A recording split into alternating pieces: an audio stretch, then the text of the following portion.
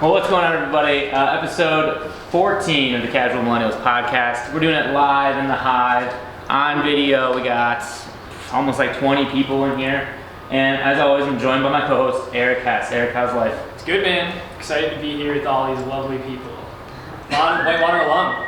Yeah, a lot of Whitewater alum. Warhawks. 3 on the podcast right now are esteemed guest learners, also from Whitewater. Michael, sorry, I don't want to pronounce your last name wrong, so if you want to give your full name and what you do for a living, and give us the quick couple-minute spiel on where you came from and what you're doing now. Michael Sampson, Whitewater alum. Let's start with that. So I grew up in Palmyra Eagle, which is pretty close to Whitewater. Kind of, if you have to go to Whitewater, you have to go through Palmyra and Eagle. Small town. Ran track there and studied political science and pre-law. And after that, Using that really well, huh? yeah, do a lot of pre-law. So at the time I was watching Entourage, and I was like, what should I do with my life? And I liked Ari Gold. So I was like, maybe I'll go out to LA instead of doing the whole law school thing. So moved out to LA on a whim, knew one person out there, just some guy I went to high school with, Palmyra Eagle, and ended up starting at a law firm out there because I had some legal background working through college. And applied at all the major agencies, and for some reason, Endeavor hired me. William Morris Endeavor, which is the top agency along with CAA out there right now. And I don't know if there's a Whitewater on it, or because my graduating class, or my class in the mailroom was Harvard, Yale, Columbia, and Whitewater.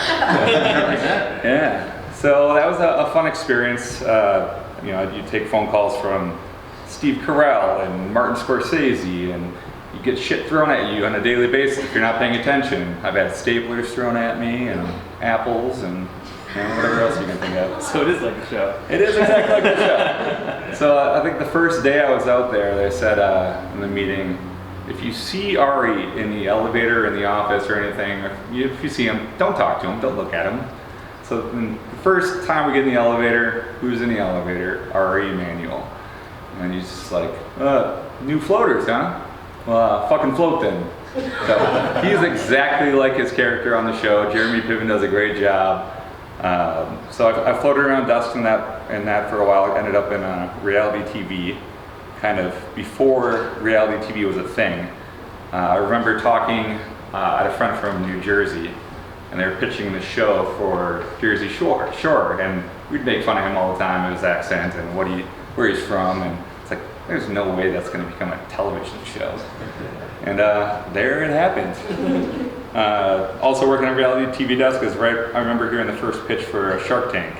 Like Mark Burnett, we got this new show coming up about entrepreneurs pitching in their ideas to a group of investors, and that show is still rolling these days as well. That's season 11 now? Or 10? Just after 10? Yeah, it's been a decade or something. You're making me feel old here now. It's been a while. But from the agency, I got hired at, didn't feel like wearing a suit every day, and went to work on sports science, which was on Fox Sports Net back then. And picked up ESPN. Did Jesse James, that name rings a bell? Sandra Bullock's old ex-husband. Had Jesse James as a dead man on Spike TV, so I got to do some production with that. And then the good old 2008 happened. Mm-hmm. And I witnessed a lot of people losing money and crying, and I think I was about 30 grand in debt from good old Whitewater, and some college debt from partying a little bit too much in the LA scene, and moved back to Wisconsin. Well, now here, you have a little empire of your own. You want to dive a little bit into that? Yeah, so since I moved back, I knew a lot of people from Muskego, which is where my dad was from. A lot of Whitewater kids that lived in Milwaukee, like you guys. Seems to be a lot of Whitewater alum that flocked toward the big city here. And ended up throwing parties, and I think I was 720 back in the day. I was actually a promoter in 2009, 2010. And here I am working above it now. Quite the transition. But just from that, just started doing bigger events. The Shamrock Shuffle started 2010 on North Avenue. Yeah, that's kind of the first event, bigger event that we did. So it was me and Milwaukee teamed up for that. And second year, we had some discrepancies. I don't want to make them sound too bad, but if you want to hear side stories, I got some. But so my back was against the wall there. I was kind of getting pushed off of that event. And that night, my business partners all went home and thought their night was all done and complete. And I went around to North Avenue bars and got them all signed up with me for the second year. So they ended up on Water Street, I ended up on North Avenue, and Shamrock Shuffle is 10 years strong at this point. So it's just funny, every time you bump into someone in the Milwaukee area, most likely someone has done a Shamrock Shuffle and has a t-shirt, at one point in their life. So just kind of funny how it's become a community thing now. Yeah, it has, and they almost always regret the name they wrote on the back. And it's usually your good friend that did that. That's true. So it's kind of a wild ride it's been so far in your life. So, one of the things that we like to ask a lot of our guests usually around the end of the podcast, now we have a shortened time with you today, so we wanted to make sure we got it in. So one of the first things that we want to get from you here is, if you could go back in time to your 21-year-old self without all the knowledge you know now, you can only tell them one thing, what would it be? I have to choose one? One. This topic came up a lot. I went to a Milwaukee retreat recently, and it just seemed like everyone that was there is just afraid of failure. And just, you just have to be willing to fail, take risks, take chances, try to be calculated about it so you don't end up credit card debt or on the streets or something, but don't be afraid to take risks is probably what I would tell everyone that's a young 22-year-old Mike Sampson. Nice. So let's pivoting off of that. How does one know a calculated risk or a risk that they should take versus one that maybe is a little bit too risky, or they shouldn't, say starting a business and quitting their job or dropping out of college, because somebody may be listening to this thinking about doing that right now? There's always a question of when to take the leap. So for a while when I was doing the Shamrock Shuffle and getting that started, I did have a day job with Milwaukee Wave and the Milwaukee Mustang, so some sports franchises. But they knew that I did the side thing. I made sure that I wasn't doing that during work hours. But you just got to do your side hustle as long as you can until you're comfortable and have that nest egg set up that you can say it's 2 or 3 months surviving on your own. So when you're comfortable taking that leap, and when your friends and family also think that you are, then you have that support system around you. Nice. Do you have any questions there? Yeah, definitely. So Swarm, that's what you have, one of your things you do. So you do a lot of other things. You also own the Hive. Mm-hmm. Kind of tell us a little bit more about what else you do. You have a lot of things. The Hive kind of started, so this space that we're currently in was just a warehouse full of t-shirts and boxes, and now it looks like this, so it was pretty scummy. So you had it before, and you were the ones that had the t-shirts in it, or no? Just came up here. I think the FBI raided it at some point and said that there could be like $1 million stashed in the walls still up here. We're still looking for it. Still didn't open that door right there. But yeah, so we turned this into a space just to provide a good space for the community, fun spot for people to work out of, just because there was only a couple in the city at the time. I had 2 restaurants called Brunch, 1983 Arcade Bar on 3rd Street. I went through a divorce, so I hit a time in my life where I just didn't want so much going on. So dropped a couple of those things, sold them off. And yeah. And Rebel Squid? Rebel Squid, yeah, with good old Kelsey Lawson and James over there. So they're doing an amazing job just creating brands and helping small businesses in the Milwaukee community find themselves. You're not throwing staplers at them, right? Yeah, try not to go there. So we're about halfway now. Go ahead.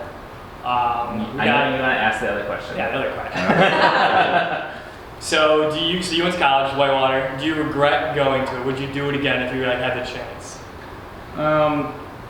So they really wanted me to come to the University of Minnesota for track and field. I ended up at Whitewater because my grandpa had cancer at the time, so I kind of wanted to be close to home, close to family.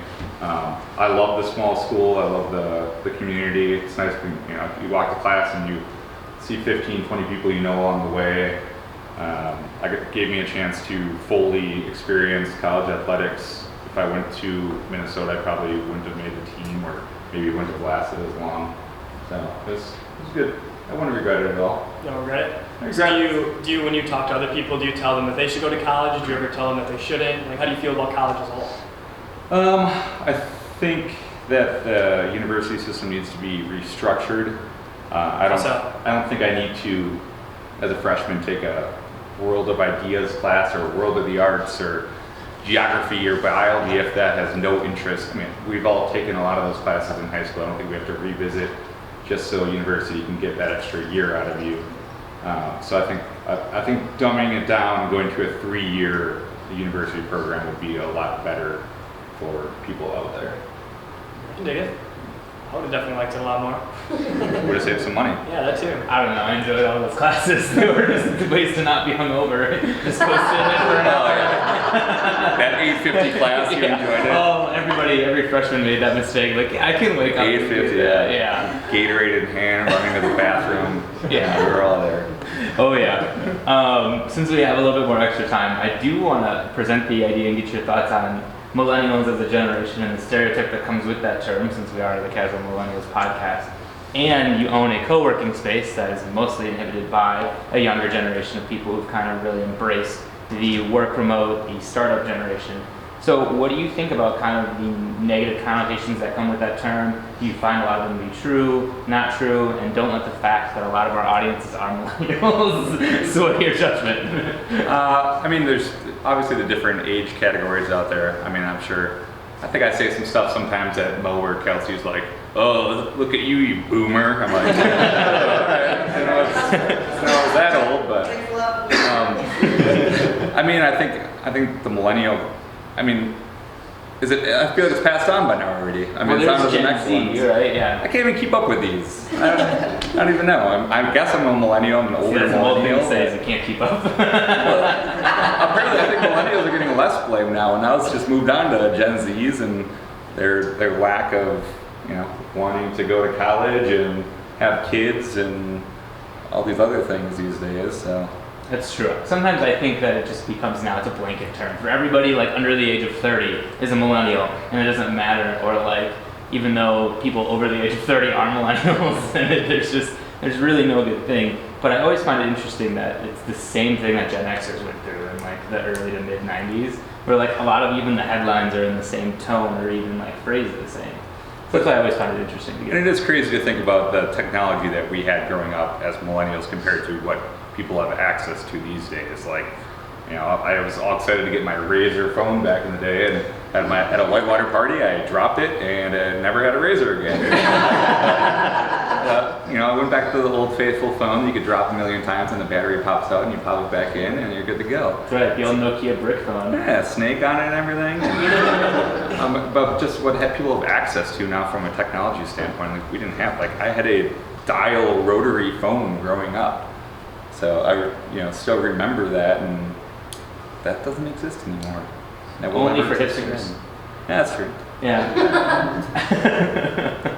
Eric, so are you the type of person that doesn't like the technology now, or are you happy? I mean, you have a couple companies kind of because of it, but do you like the prior time of technology? How do you feel about it? I think you have to be smart about your time management and uses of the technology. So, like, if I go on vacation, like, I don't want to be bothered. You have to turn your brain off if you're getting away. Don't look at your phone. Same thing with emails. You can sit and answer emails all day long instead of, having that block of time where you're just committing to emails every day. Staying off the Facebooks and saying, because it's just all time sucks. It's just going to slow you down and not make you as productive as you should be. No, I love that. I think there's so many ways to just sit there and scroll constantly. And there's so many different ways to misuse technology. And something that's like crazy to me now is you don't go into a situation like not being able to find something out or figure something out. You always have the answer in your phone. And I always say, like, anyone that's older than me that went to school when the internet wasn't around, like that degree is worth so much more than the degree I have now. Because it totally. I think professors expect more now out of us. That's what I've heard. Is that like you have all the tools. This paper better be fucking perfect. Otherwise, I'm gonna blame you. But they also have, what was that, Quizlet? I had Quizlet, which was very nice.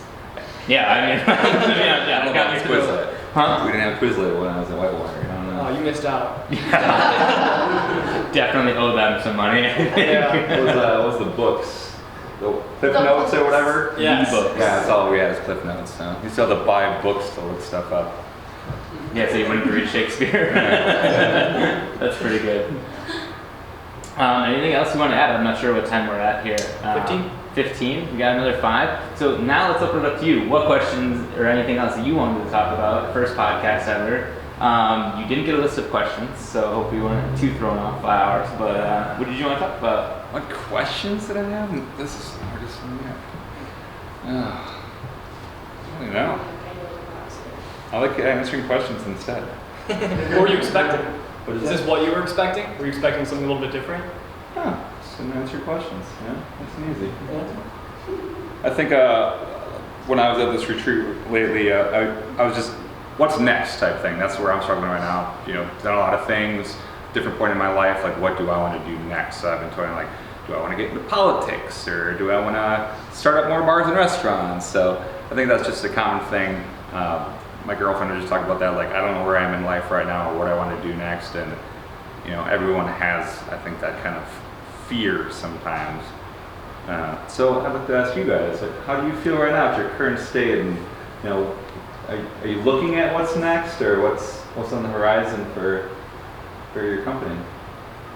I think it's important to always be looking that way. Like I'm the type of person that really doesn't like settling, and I'm the type of person that's always going to be looking how to improve myself, how to improve my business, podcast, whatever it is. So I love looking at like the next thing. I can't answer you what exactly the next thing is for our business, but like our goal is always growth. You guys got secrets. Opening question for the next podcast. So Yeah. No, I know. It's just I love that mindset, that growth mindset. That I love what you said too about failing. Like, I'm huge into the failing forward type of thing. I think if you're always doing things that you know you're going to succeed at, you're not going to grow. So I guess essentially, I want to just keep failing with our business. Yeah. I love that you basically just said, I don't know what I want to be when I grow up. That's pretty And much true. you were not, 15. I have to look back at my books. Because that's how I've constantly felt. Like I feel like every 5 years I'm like, okay, I got this. This is what I'm gonna do. And then 5 years later I'm like, all right, I did that. Now what? Or it's kind of like your interests change, your pivots change in life because either you did something you didn't expect, something happened that you didn't expect, and your life went a different direction. So I think that's kind of funny because I thought I'd have it more figured out by 26, and I don't have anything figured out. Yeah, you got your age right. Huh? You got your age I did right. get my age right this time. Last episode I spent it saying I was 27, so good thing I Make yourself older. Yeah. And then too, I mean, I didn't get to answer my second thing earlier, but I think one thing I would, as a 22-year-old person, I would say move away. Do like I did. Like you're pushed out of your comfort zone. You're forced to make friends. You're forced to be social. Like in an unsocial world right now where so many people are just on their phones all the time and not having conversations, I think that's just a huge thing for someone to do at a post-college level, or your gap year before you go between high school and college, and just go out there and try to make new friends and check out a new spot in the country. Oh, I love it. And for those of them watching on YouTube, can you explain what's on our table right here? This is the Jeff Trophy. I had an uncle that had Down syndrome. Amazing guy, tough guy. So I just randomly we called the trophy the Jeff Trophy. It's our fantasy hockey trophy that me and my cousin Kyle get to battle for every year. And Kelsey gets to stare at in the office because I left it here because she loves it so much. Wait, so there's only 2 people in the league? It's a team of 6. It's a league of 16 people. Oh. We just battle head to head, and the winner gets to keep it. Okay. Alright, it seems like you guys all battle head to head, not just you and your cousin. It's all but whoever wins. It's just between whoever's higher up. Oh, got it. I Me thought it and was him. the league trophy. Yeah. Okay. Not the league trophy. There's a much nicer trophy for that. Okay. That makes way more sense then. Alright. Well, this has been awesome, man. We're right at the time. So tell people, give yourself a little bit of plug. Where can people find you? Get a little more information about your businesses, all that fun stuff. Swarmevents.com, SWARMM events.com. Next we have the 12 Bars of Christmas coming up on Water and 3rd Street area. We also have Coffee and Donut Festival. Bring some coffee right here. Valentine coffee, great stuff. That's going to be January 26th at Turner Hall. And we're always looking for fun and new events to do. So if anyone has any ideas or has anything, shoot it to me, shoot it to Mo. and we'll hopefully bring it to the city of Milwaukee. Keep having fun. Awesome. Well, thanks for listening. If you're listening or if you're watching on YouTube, thanks for checking us out. You can find us on any social, the Casual Millennials Podcast, Facebook, LinkedIn, Instagram. So give us a follow, interact with us, let us know what you think, and let us know who should be on. We're always open to hearing who we should have on and who we should have conversations with. So, Eric, anything else you want to add? Nope, that's it. Awesome. Thanks, Thank guys. you. I'll get Jeff out of here before the next people. Cheers.